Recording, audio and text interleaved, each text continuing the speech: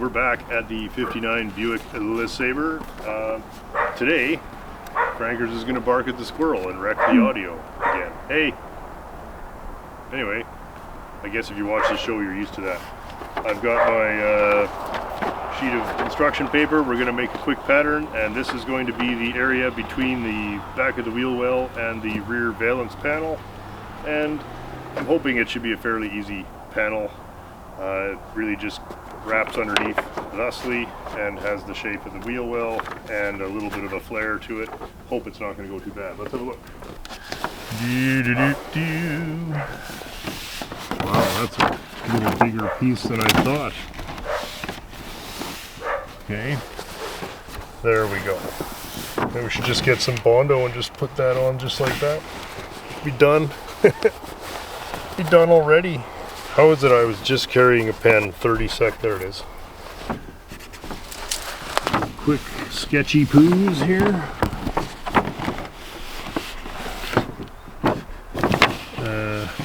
A lot of this has actually gone completely missing, so we're gonna be guessing.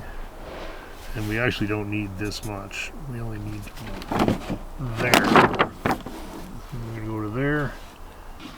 So it looks like the actual extent of the panel is something like, and the flare disappears about here, and the edge is there,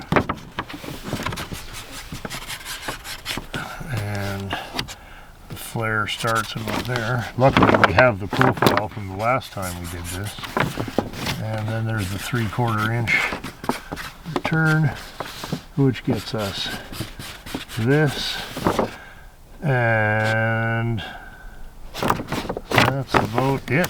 Actually, that'll get me started for sure. So we can see, so we're gonna have to stretch it in there, but that's okay. We really only need up to about here, and we really only need like this. And then kind of like, right, so that should do it. Okay, there's my paper pattern, and here's the detail of the flare, such as it is. I've transferred that here. This represents where it rolls in. That represents the top of the flare. This represents where the flare starts, and it all kind of ends right about here. And this guy here is the profile of the side of the body there, so that's really, it really rolls under there at the bottom, and that represents the profile of the flare itself. So I'm going to start, rather than start by finalizing the overall shape, I'm going to beat the flare into it roughly first. So of course I marked it on the back because I won't tell you how many times I've made the same piece for both sides of the car or made the piece inside out. So anyway, there we go. Oh, there's an impatient puppy dog that wants to go do something else. What else is new? Hello. Did you catch the squirrel yet?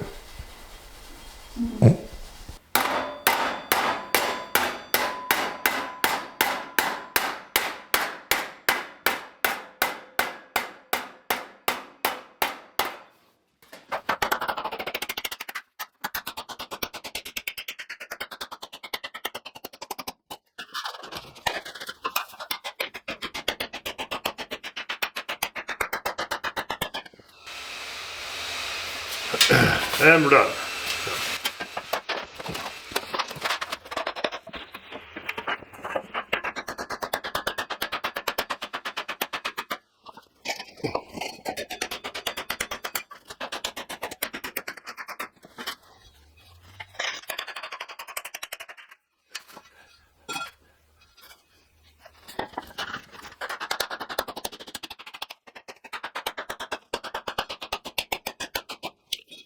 Okay, just trying to stretch a lump into it. Now we'll go and try to define it a little bit. Okay, I'm going to take it over to the other bench here.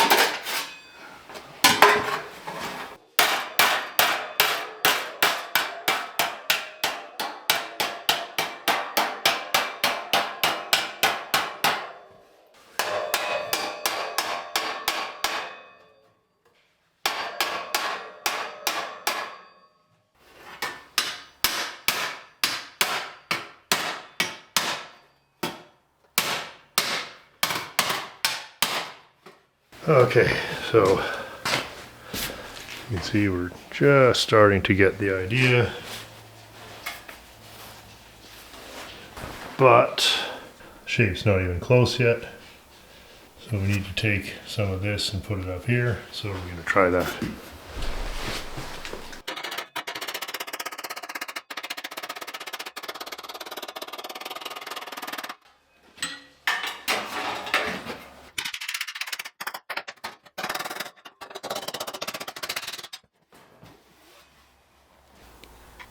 Getting warmer.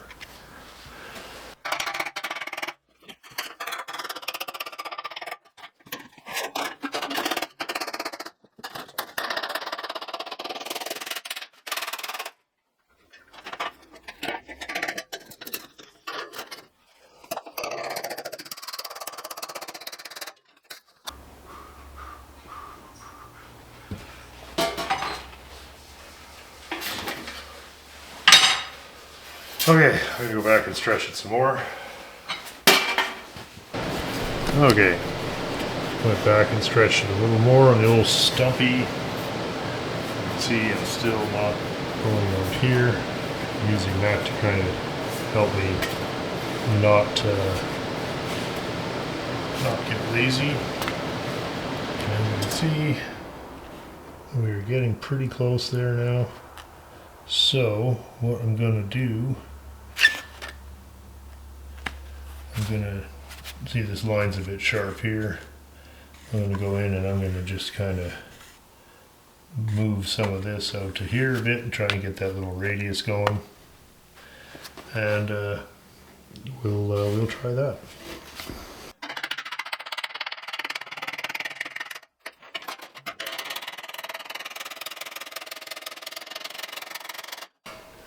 Didn't take very long, and now we have a much more realistic looking edge there. Pretty good there. Needs a little more up here, obviously. Looking good there. So from here to here, just needs more.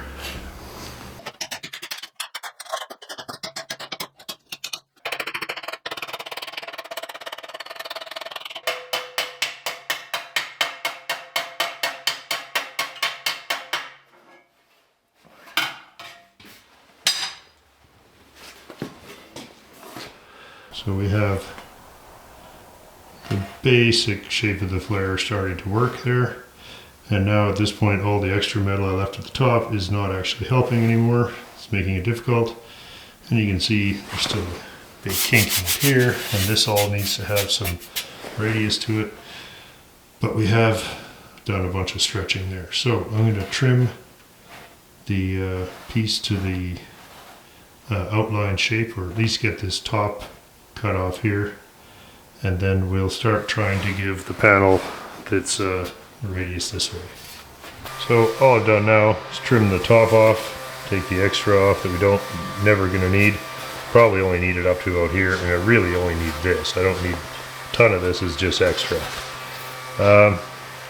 But we have to get a lot more shape into this. I'll get the, you can see it's pretty much sitting flat. So we got to get it rolling under, and then once we get it a little closer, I also trimmed this edge. That was way out here.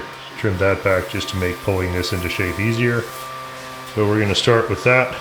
So to shrink this edge and stretch it along here to get it to curve to the shape of the profile that I made.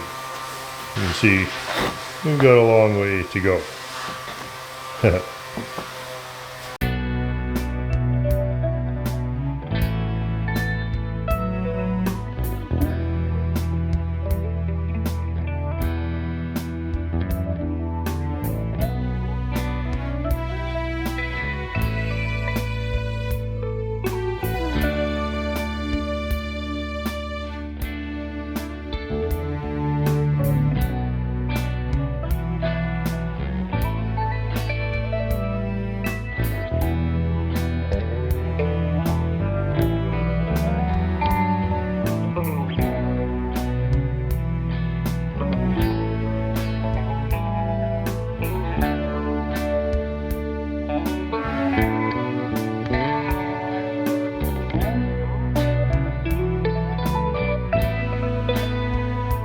There's the back wheel arch repair roughed in for the Buick. So you notice that the back end is not folded over. That's a decision I'm not making till it goes on the car. And anyway, it'll get cut off about here, and then the last inch is going to get folded behind, and then the valence will butt up against it. So that's not really critical. I'll just have to shrink that edge to pull it into the same shape. And we saw, I don't know if that turned out on the slow-mo, but you can see that we've got the shape there now. So happy with that. And we got the, you can see we've got the profile from the other part of the car there. And the flare, which you can see fades to nothing as we go down. And yeah, wasn't actually too bad. And there's, you know, there's little fine tuning that'll be more or less done when it goes on the car. But the beauty of this is now when the car comes in, we're going to spend that much less time, you know, with the car in here while I'm beating these panels out. If they're all finished and sitting in the back seat of the car when I get it in here, it's going to save a huge amount of time. I really want to hammer this Buick together. I do not want to spend 5 years on it. I would like to see it on the road 1 year from this spring. So that, by my standards, 2 years is a pretty good clip for doing a car that needs virtually everything. So that's it. So we're actually going to use, probably going to only use about this much of this. A lot of this extra bulk here was really to, you know, to help it stay stable enough while we hammered it out.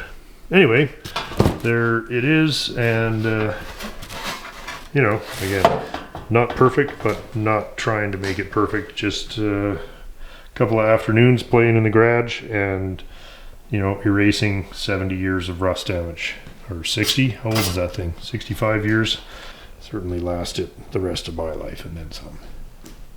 The trouble with all of these pieces is making the first side is fun, but then you have to go make two of them. So I'm going to build all of one side, and then I'll build all of the other side. I'm just saving the patterns.